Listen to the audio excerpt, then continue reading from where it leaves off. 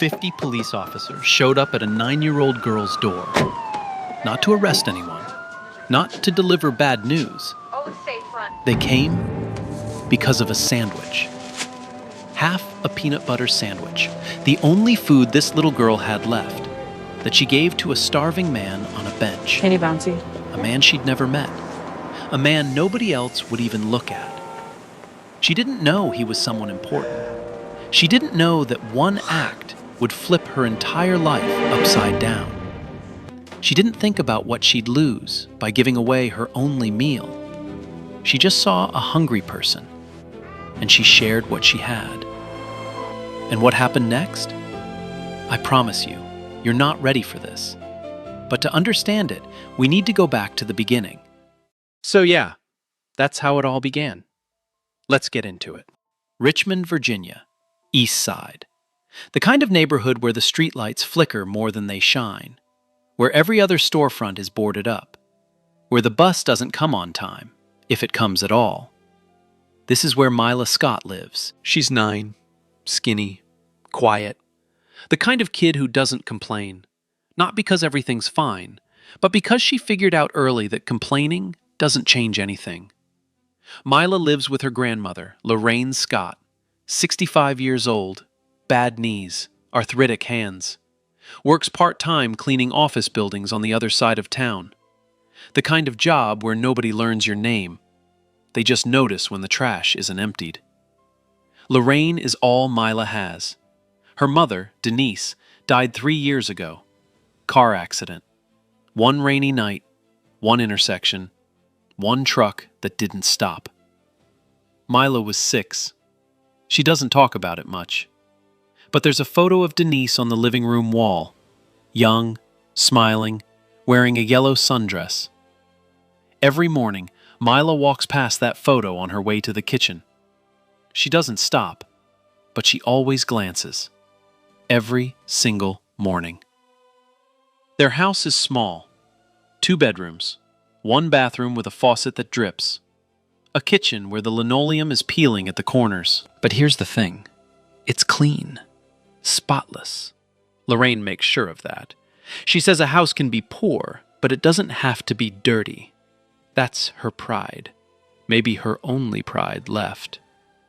This particular morning, a Tuesday, Mila wakes up at 6. No alarm. She just wakes up, makes her bed, folds her pajamas, walks to the kitchen. She opens the fridge, almost empty.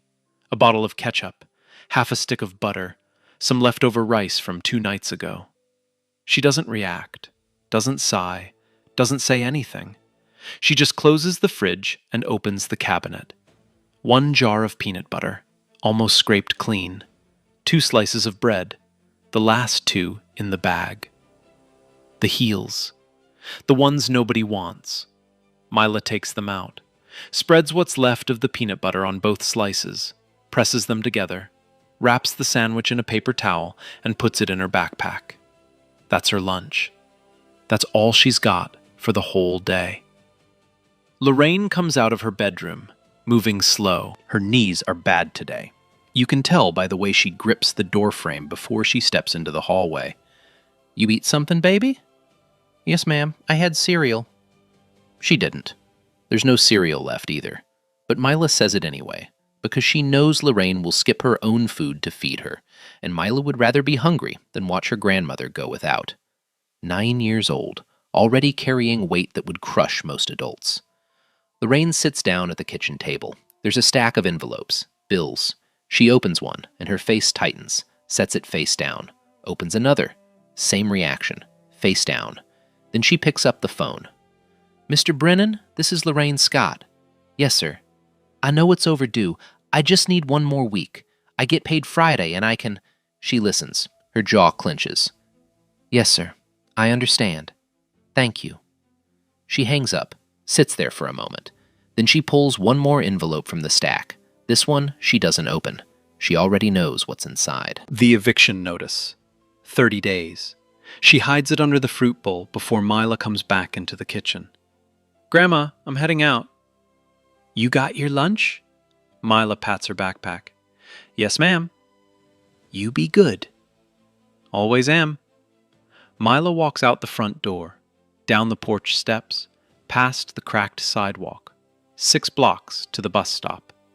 She passes a payday loan shop with neon signs, a church handing out free coats, a barber shop where old men sit outside arguing about nothing. She reaches the bus stop, sits on the bench, sets her backpack on her lap, swings her legs, hums a little song, something her mother used to sing. She doesn't remember all the words, just the melody. And that's when she sees him. At the far end of the bench, a man. White, mid-50s maybe. Thin, not just thin, hollowed out. Like something had been eating him from the inside for a long time. His jacket is torn. His hands are shaking. Not from the cold, from something deeper. He's slumped over, eyes half closed. He looks like he hasn't eaten in days. Mila looks at him, looks away, looks back. She doesn't think about it. That's the part that gets me.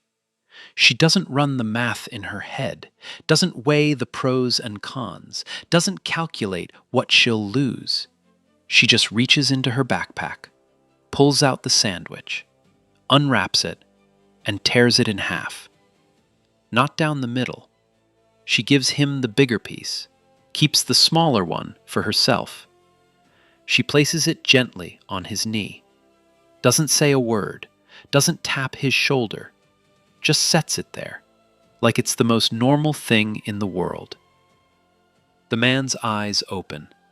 He stares at the sandwich, then at her. His lips tremble.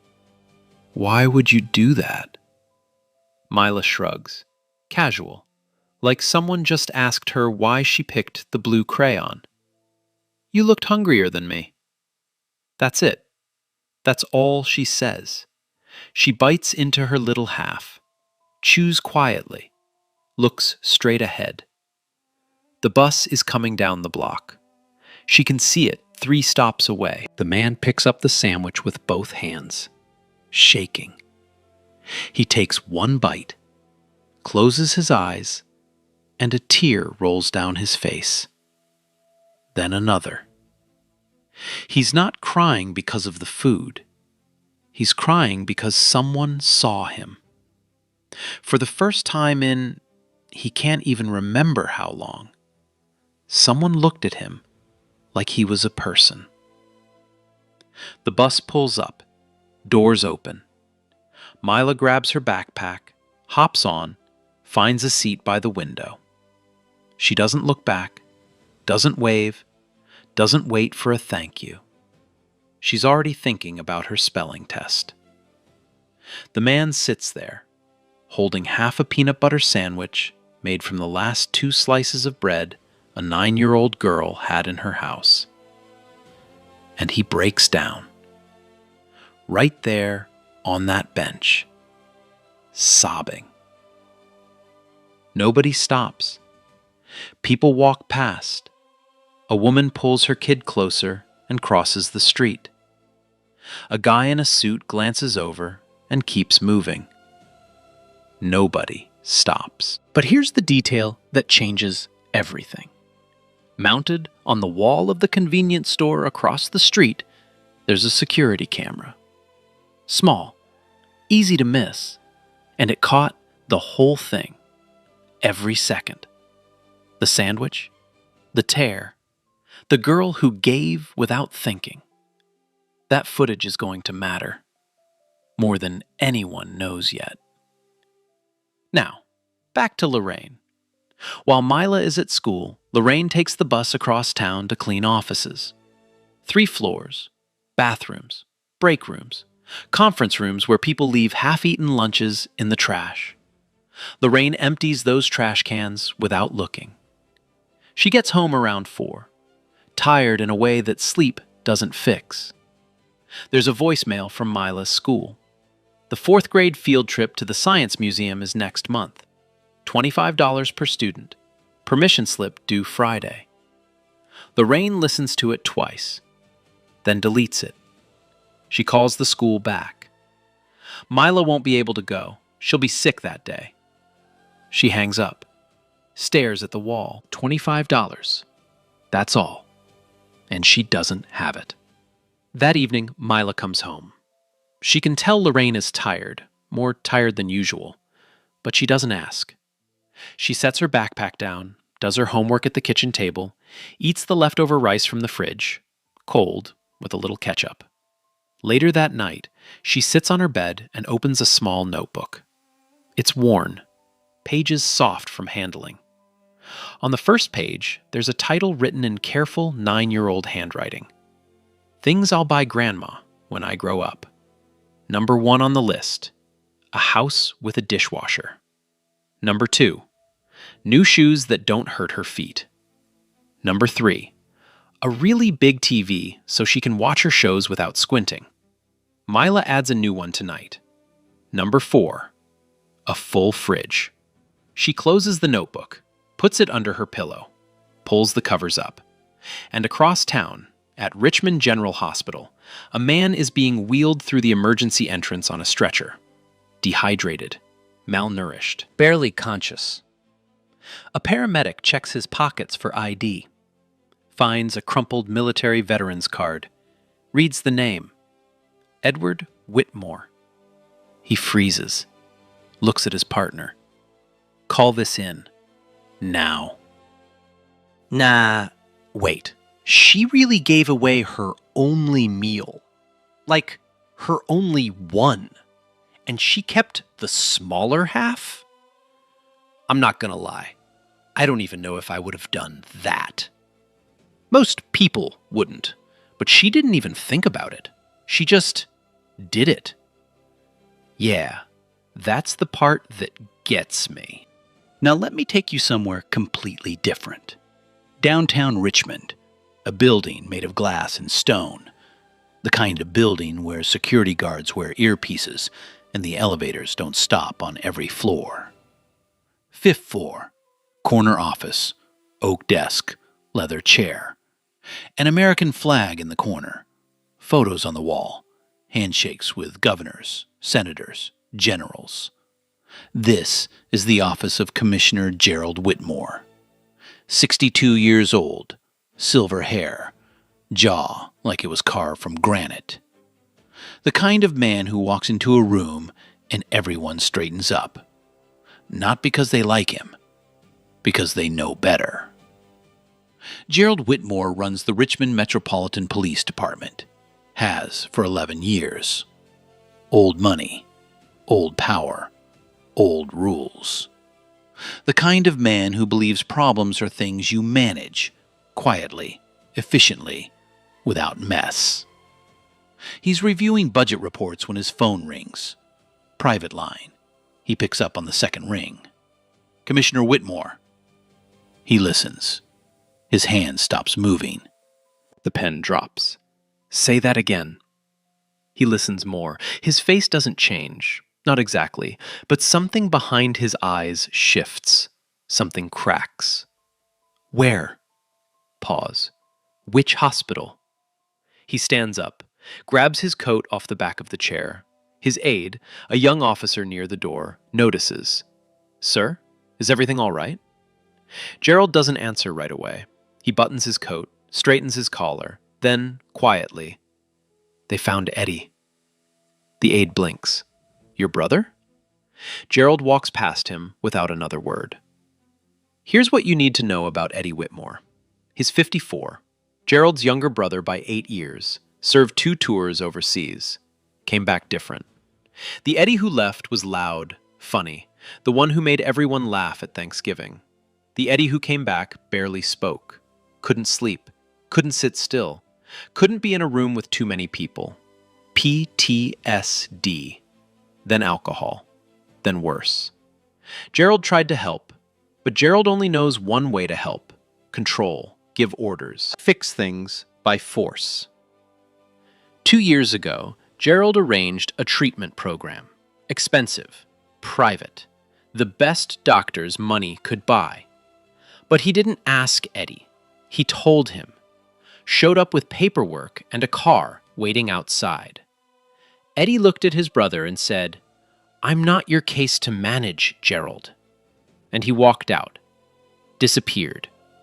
2 years. No phone calls. No address. Nothing.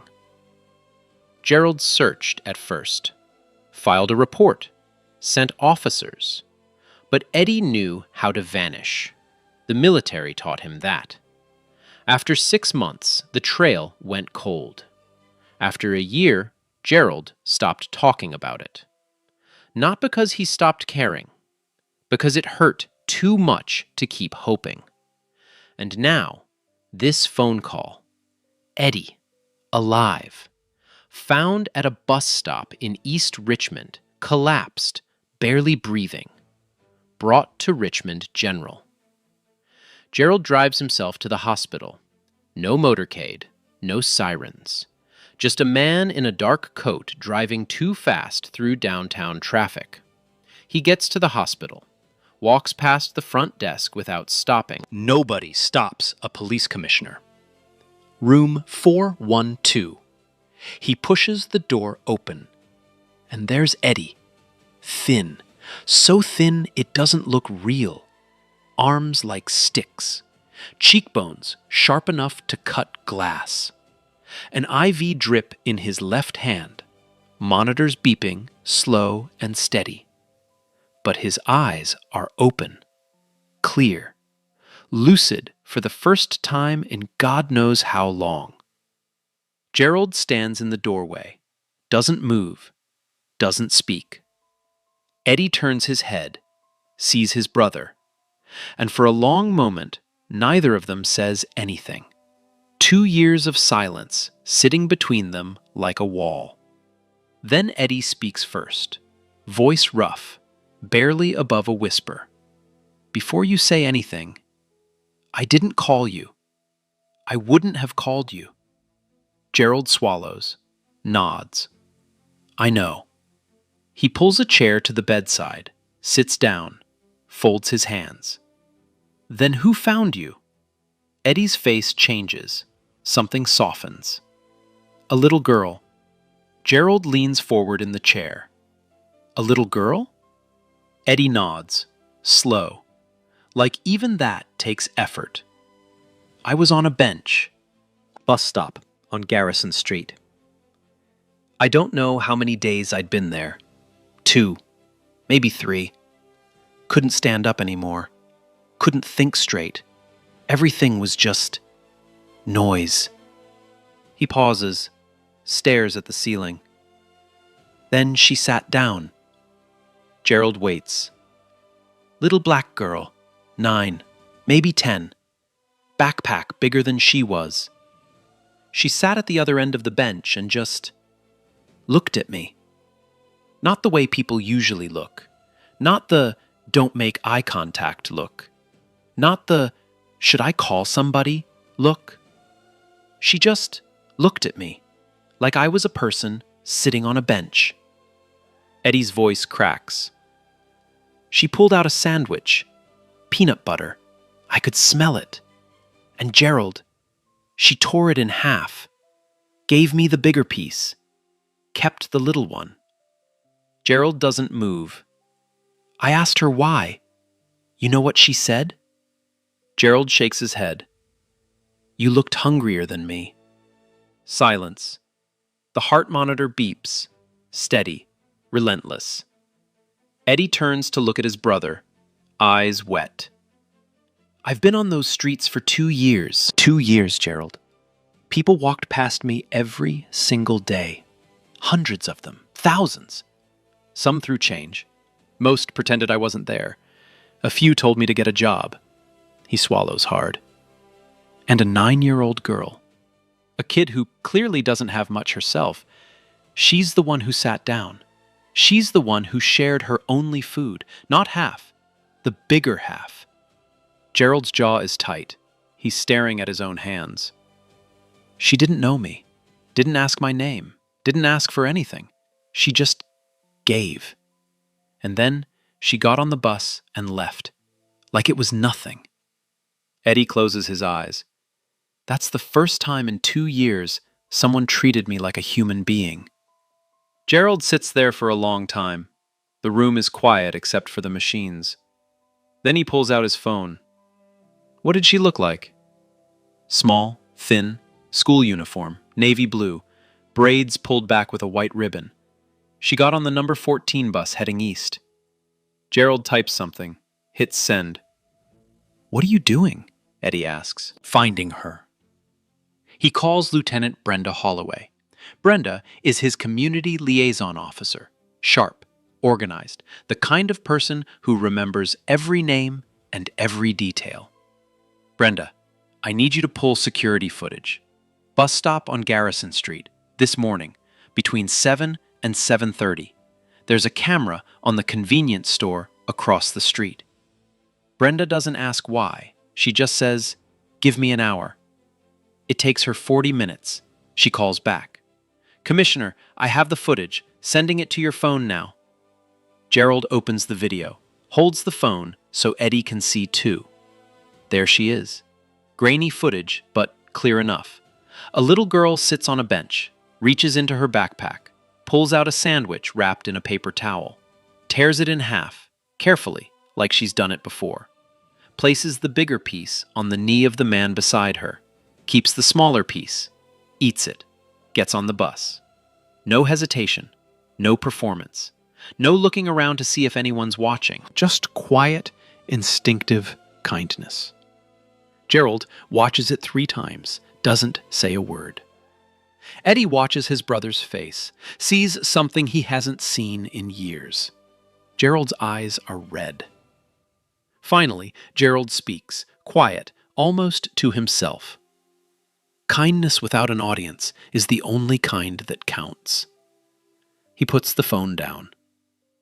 Brenda, I need you to find this girl. Name, school, address, everything. Brenda traces the bus route, contacts the school district, cross-references the uniform. Within 2 hours, she has it. Her name is Mila Scott, 9 years old, 4th grade at Eastwood Elementary. Lives with her grandmother, Lorraine Scott, on Maple Drive.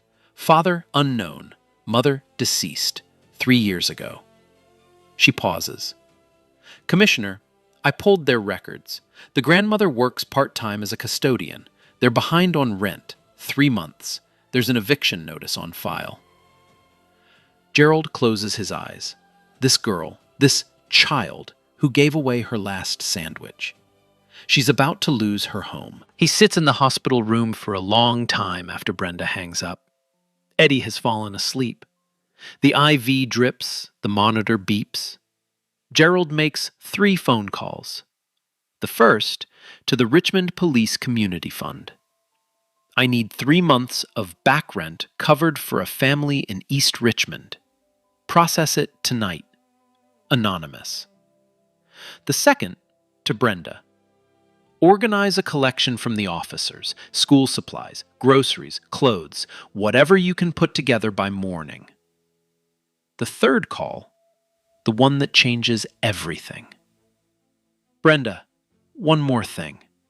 I want 50 officers in full dress uniform at this girl's house tomorrow morning, 7 a.m. sharp.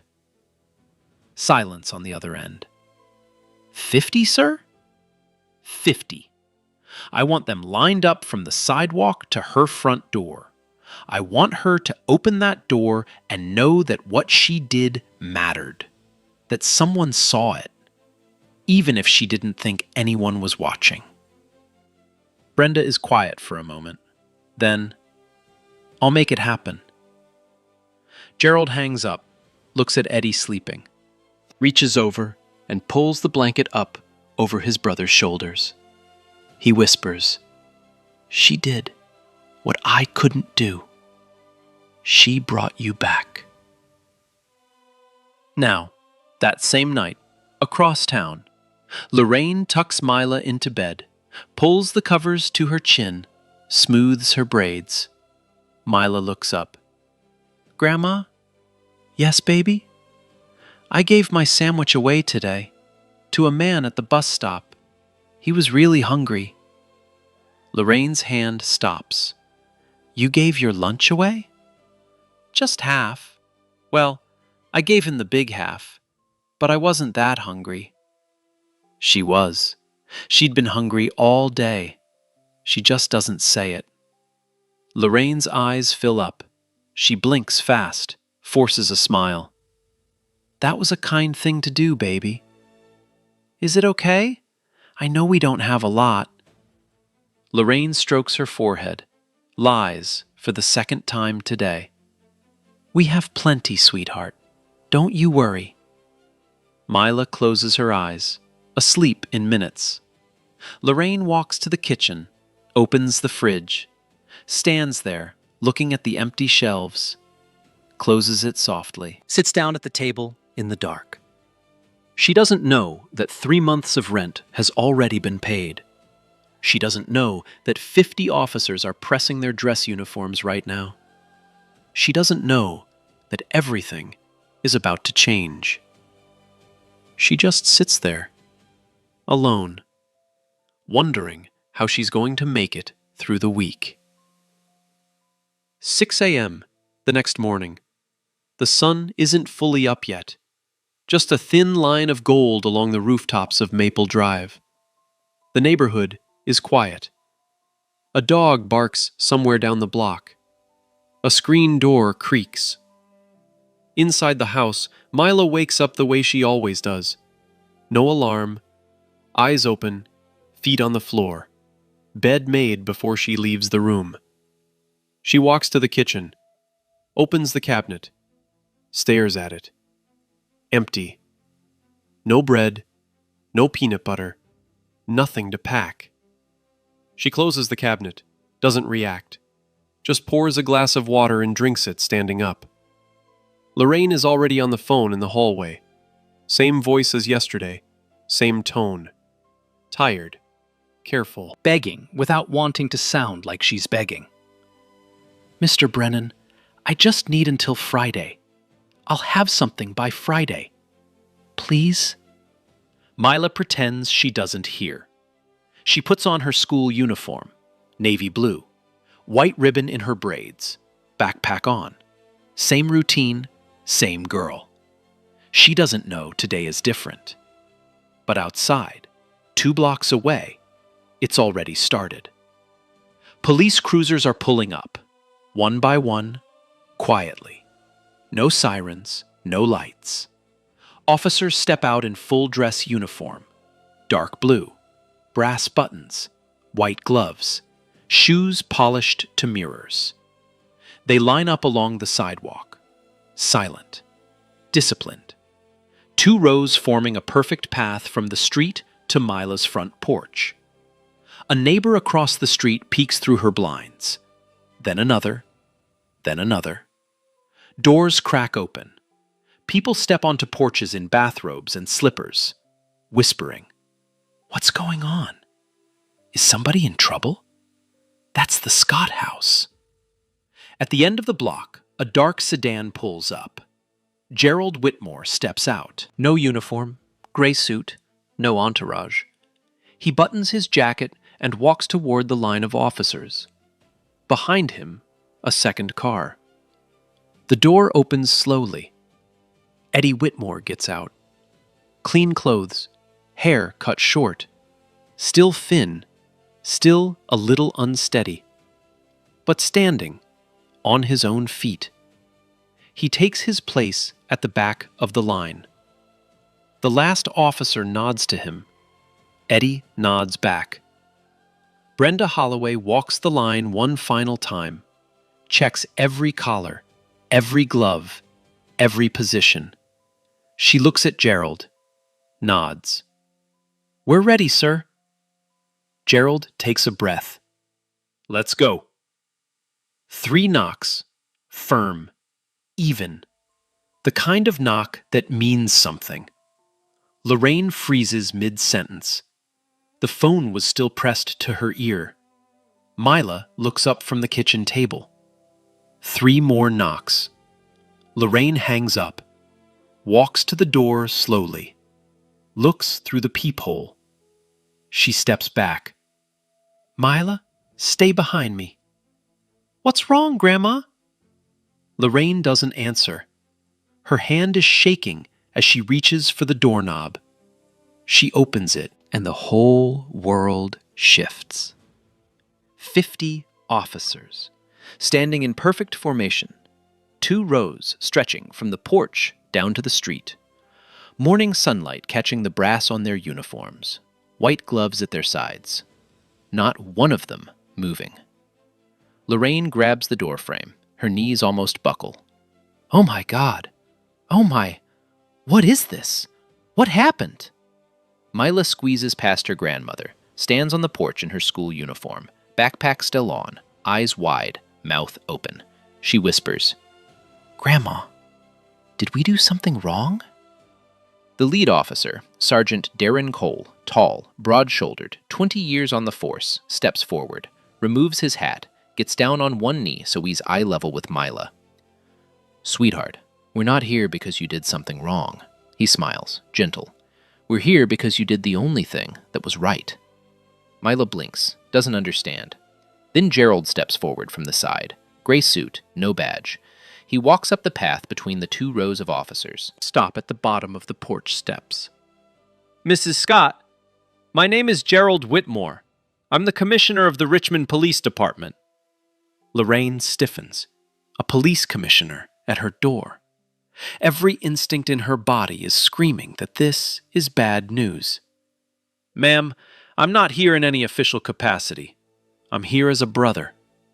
He reaches into his coat, pulls out a tablet, turns the screen toward Lorraine and Mila. Yesterday morning, at the bus stop on Garrison Street, your granddaughter did something extraordinary. He presses play. The security camera footage, grainy, slightly tilted, but clear enough. A little girl sits on a bench, pulls out a sandwich, tears it in half, places the bigger piece on a man's knee, eats the smaller piece, gets on the bus. No hesitation, no audience, no expectation. Lorraine watches. Her hand comes up to her mouth, slowly. She turns to Mila. "Baby, you gave away your lunch?" Mila looks at the floor, shifts her weight. "He was hungry, Grandma. That was all we had." "I know." Lorraine's face crumbles. Not anger, not disappointment, something deeper. She realizes her granddaughter went hungry the entire day yesterday, ate cold rice and ketchup for dinner without a word of complaint, because she'd given her only food to a stranger. She pulls Mila into her arms, holds her so tight. Gerald gives them a moment, then speaks again. "Mrs. Scott, the man on that bench, that's my brother, Eddie Whitmore. He's a veteran. He's served 2 tours. He's been struggling for a long time. He's been lost, to us, to himself, for 2 years." Gerald's voice is steady, but his eyes are not. "Yesterday, your granddaughter was the first person in 2 years who looked at him like he was a human being. She shared her last meal with him, and because of that, because she was there, he's alive today. He's in the hospital. He's getting better." Lorraine is crying now, quietly, tears running down her face. Gerald kneels, eye level with Mila. "Mila, do you remember the man you gave your sandwich to?" Mila nods, small. "Do you know who he is?" Mila shakes her head. "His name is Eddie, and he's right here." Gerald steps aside. At the back of the line, the very last position, Eddie steps forward. Clean clothes, fresh haircut, still thin, still a little shaky, but standing, walking. Mila sees him. Her eyes go wide. "Eddie?" She doesn't call him Mr. Whitmore. She doesn't call him Sir. She calls him the only name that matters, the name of the man on the bench. She runs down the porch steps, past the officers, past Gerald, straight to him. Eddie drops to his knees, catches her in a hug. He's shaking. She's shaking. He whispers into her hair, voice broken. "You saved my life with half a sandwich." Mila buries her face in his shoulder, doesn't say anything, just holds on. 50 officers stand at attention. Some of them are blinking hard. A few aren't even trying to hide it. Sergeant Cole turns his head slightly and wipes his eye with the back of his glove.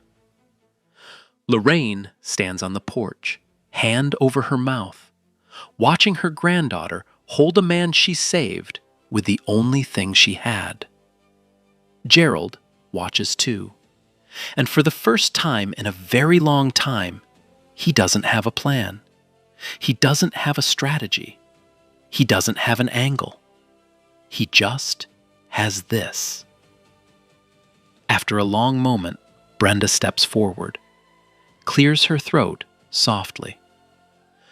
Mila Scott, on behalf of the Richmond Metropolitan Police Department, it is my honor to present you with the Civilian Commendation Medal for an extraordinary act of kindness that represents the highest values of our community.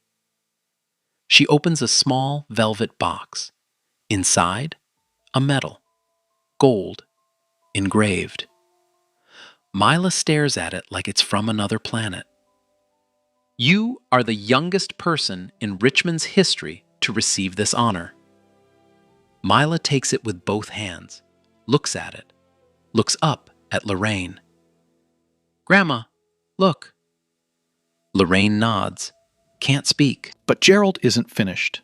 He reaches into his coat again, pulls out an envelope, hands it to Lorraine. Mrs. Scott, this is from the Richmond Police Community Fund. Your back rent, 3 months, has been taken care of. Lorraine opens the envelope, reads the letter inside. Her hands are trembling. She looks up at Gerald, opens her mouth, closes it, opens it again. Nothing comes out. Gerald just nods. Your granddaughter earned this, every bit of it. Then, a small truck pulls up at the curb. Brenda organized it overnight. Officers' families donated through the night. Groceries, school supplies, new backpack, winter coat, boxes of food. 2 officers carry the first box up the porch steps, then another, then another. Neighbors are on their porches now, watching. A woman across the street starts clapping. Slow at first, then her husband joins, then the man next door, then the whole block. Applause rolls down Maple Drive like a wave. Mila stands in the middle of it all, medal in one hand, Eddie's hand in the other. She doesn't fully understand what's happening. She's 9. But she knows one thing. She's not hungry today. By noon, the story is everywhere. Clive Rawlings, a local reporter who Brenda invited to cover the ceremony, posts the security camera footage alongside his own video of the 50 officers lined up on Maple Drive. He titles it, 9-year-old gives starving man her last meal. What happens next will break you. Within an hour, it has 10,000 views. By 3 o'clock, 200,000. By dinner time, over 1 million. And it's not slowing down. The comments pour in, thousands of them. Most of them are beautiful. I'm a grown man sitting in my truck crying over a peanut butter sandwich. This child has more humanity in her little finger than most of us have in our whole body. Mila Scott, remember that name. People start sharing their own stories. A woman in Ohio talks about a stranger who paid her grocery bill when her card was declined. A man in Texas describes a homeless vet who gave him directions when he was lost. Small kindnesses, the kind nobody films, the kind nobody claps for. Mila's story cracks something open. A crowdfunding page appears, not set up by Gerald, not by the police department, but by a stranger in North Carolina who saw the video and couldn't stop thinking about it. Title: For Mila and Lorraine, because kindness deserves a safety net. $5,000 in the first hour, then 10, then 20. Lorraine doesn't know about any of this. She's in the kitchen putting groceries away, opening boxes, stacking cans in the cabinet. She keeps stopping to touch them, like she's making sure they're real. Mila is at the kitchen table doing homework. metal sitting next to her pencil case. Every few minutes, she looks at it, touches the edge, goes back to her worksheet. It's quiet. It's peaceful. It doesn't last, because with attention comes noise, and not all of it is kind. By evening, the other comments start showing up, the ones that feel like a punch to the gut. Convenient timing. Cop PR stunt. Why does everything have to be about race? So a black kid gives a white man a sandwich and suddenly she's a hero? Please. This is poverty porn. They're using this child. Lorraine finds them. She's not on social media much, but a neighbor texts her a link. You should see what people are saying. She shouldn't have looked. She reads one comment, then another, then another. Each one a small knife. Not because they're true, but because they take the purest thing her granddaughter ever did and twist it into something ugly. She turns off her phone, sets it face down on the table, sits there in the kitchen. Same table, same chair. But the air feels different now. The next morning, Lorraine calls Gerald.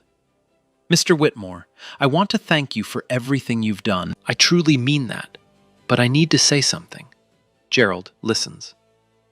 I don't want my granddaughter to become a display, a headline. She's 9 years old. She gave a man a sandwich because she's a good kid. That's all.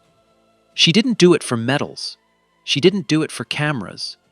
And I don't want her growing up thinking kindness only matters when somebody's filming it.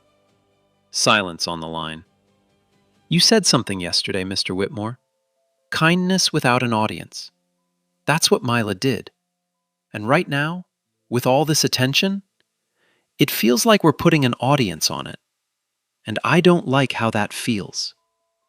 Gerald is quiet for a long time.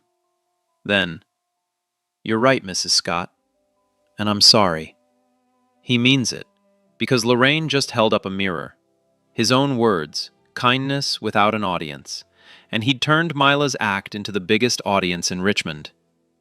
That afternoon, Gerald makes calls, declines every interview request, shuts down media access. Issues a statement through Brenda. The Scott family has asked for privacy. We will honor that completely. Brenda contacts the crowdfunding platform, asks them to disable comments. The money keeps coming in, but the noise stops. That evening, Eddie calls Mila from the hospital phone. Hey kid, are you doing okay? I'm okay. Are you eating? Eddie laughs. First real laugh in years. Yeah, 3 meals a day. They won't let me skip. Good. Pause. Eddie, I don't like being on the internet. Yeah, me neither, kid. Can it just be normal again? Eddie smiles, looks out the hospital window. It's gonna be better than normal. I promise. 2 weeks later, Eddie is still at the VA hospital, but he's different now. Eating 3 meals a day, sleeping through the night, most nights, walking the hallways in the morning, talking to the counselors, not because anyone's forcing him, because he wants to. He started working in the hospital's wood shop, occupational therapy, something to do with his hands. The instructor showed him how to carve, birds mostly, simple shapes, smooth edges. Eddie turns out to be good at it, really good. There's something in the repetition, the slow scraping of the blade, the grain of the wood revealing itself, that quiets the noise in his head better than anything else has in years. He's working on a small bird right now, a wren. Fits in the palm of his hand. He's been sanding it for 3 days, getting it perfect. A nurse asks him, "Who's that for?" Eddie holds it up to the light, turns it slowly. "For the girl who sat with me." Meanwhile, Gerald is doing something he's never done before. He's asking for permission. He sits across from Eddie in the hospital courtyard. 2 brothers on a bench. Different world. Same silence. I talked to the VA director, Gerald says. There's a full rehabilitation program, housing support, job training, counseling, long-term. Not the 30-day kind, the real kind. Eddie stares at the trees across the lawn. I'm not telling you to do it, Gerald adds, quickly, like he's catching himself. I'm asking. It's your choice. Eddie doesn't respond right away. 2 years ago, you showed up with papers and a car, told me I was going whether I liked it or not. You remember what I said? Gerald nods. You said, you're not my case to manage. And I meant it. Pause. A long one. So what's different now? Gerald looks at his hands, opens his mouth, closes it, opens it again. I watched that video, the one from the bus stop, and I saw that little girl just sit down. She didn't give a speech, didn't have a plan, didn't try to fix anything. She just sat next to you and shared what she had. He swallows. And I realized that's all you ever needed. You didn't need me to manage you. You needed me to just be there, like she was. Eddie watches his brother's face, searching for the angle, the calculation. The Gerald he knows, the one who always has a next move. He doesn't find it. You really mean that? I mean it. Eddie looks back at the trees. A bird lands on the fence, hops along the railing. Okay, but I decide. Every step, I decide. Gerald nods. You decide. And if I want to stop, I stop. No guilt, no pressure. No guilt, no pressure. Eddie exhales, long and slow, like he's been holding his breath for 2 years. Okay. That's it. No handshake, no hug, just okay. But Gerald's eyes are red when he stands up, and Eddie pretends not to notice, the way brothers do. Now, Lorraine. Something unexpected arrives in the mail, a letter from a legal aid organization. The return address reads Richmond Community Justice Center. Lorraine opens it cautiously. She's learned to be afraid of envelopes, but this one is different. The letter explains that Lieutenant Brenda Holloway referred her case to the center. A pro bono attorney has reviewed Lorraine's rental agreement, and what they found changes everything. Her landlord, Mr. Brennan, has been overcharging her for years. Illegal fees buried in the fine print, maintenance charges for repairs that were never made, a late penalty that exceeds the legal limit by 300%. The letter lays it out in plain language. Lorraine reads each line twice.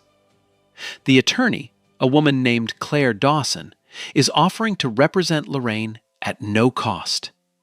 She's already filed a formal complaint with the housing authority, and she's requesting a renegotiation of the lease.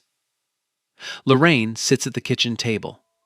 Same chair she sat in that night in the dark. Same table where she hid the eviction notice under the fruit bowl. She reads the letter one more time. Then she picks up the phone and calls the number at the bottom. Ms. Dawson, this is Lorraine Scott. I got your letter. Mrs. Scott, thank you for calling. I want you to know you have a very strong case. Your landlord has been in violation for at least 3 years. We can get your rent reduced by 40% and have the eviction notice thrown out entirely. Lorraine is quiet. Mrs. Scott, are you there? I'm here. I'm just... She presses her hand flat against the table, steadying herself. Nobody ever told me I had rights. Claire's voice softens. You do, Mrs. Scott, and we're going to make sure they're respected. 2 days later, it's official. The eviction is canceled. The rent is renegotiated. Lorraine's monthly payment drops by nearly half. No more threats, no more begging Mr. Brennan for one more week. And here's what matters. This isn't Gerald pulling strings. He didn't call the judge, didn't send an officer, didn't use his badge. This is the system working the way it's supposed to. When someone cares enough to connect the dots.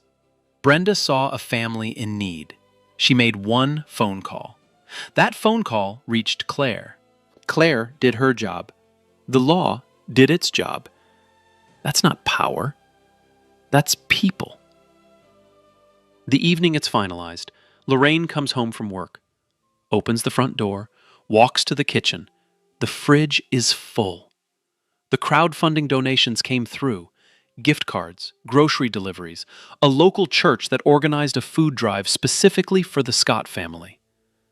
Mila is at the table, homework spread out. She looks up.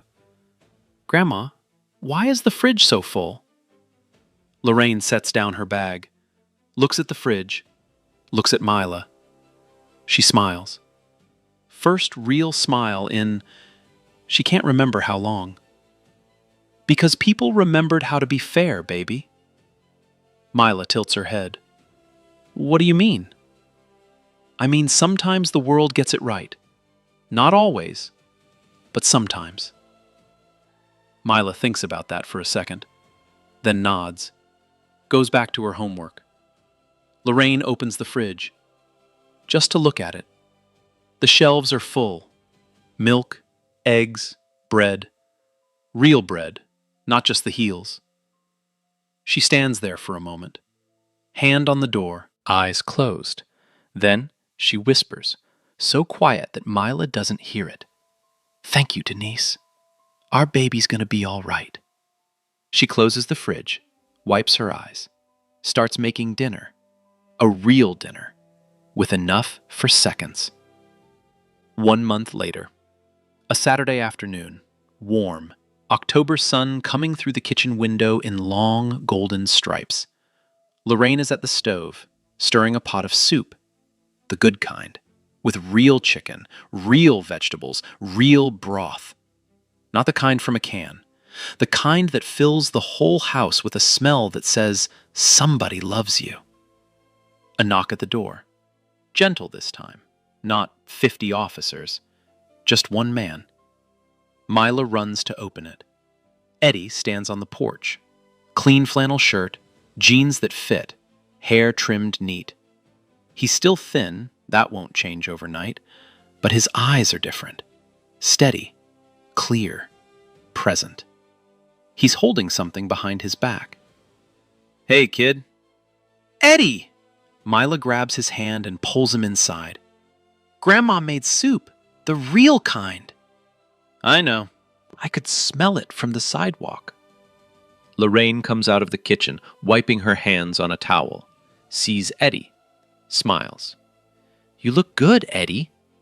"I feel good, Mrs. Scott. This is the first time I've been able to say that and mean it." He reaches behind his back, pulls out the wooden bird, small, smooth, perfect. He kneels down to Mila. "I made this for you, in the wood shop at the hospital. It's a wren. They're small." Eddie's hand shakes a little when he lifts the spoon. Mila notices, doesn't say anything, just slides the bread closer to him so he can reach it easier. Lorraine says grace. Eddie bows his head. First time he sat at a table for a meal with family in over 2 years. After dinner, Mila asks Eddie about the military. He tells her a funny story about a sergeant who was afraid of spiders. She laughs so hard she snorts. Lorraine laughs at Mila laughing. Eddie laughs at both of them. The kitchen is small. The table is small. The house is small. But right now, right here, nothing about this feels small. Later, after Eddie has gone, Mila and Lorraine sit on the front porch. Evening. Fireflies are just starting to blink in the yard. Mila holds the wooden bird in her lap. Lorraine puts her arm around her granddaughter, pulls her close. "You know why I'm proud of you? Because I helped Eddie?" Lorraine shakes her head. "Because you helped him when nobody was watching."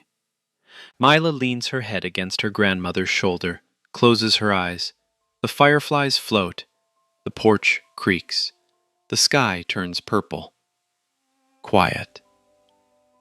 6 months later, Eddie lives in a small apartment near the VA. Nothing fancy, clean, quiet. His. On the windowsill, 3 wooden birds he carved himself.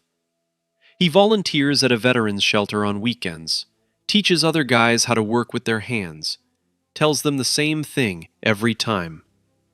You're not broken. You're just stuck. There's a difference.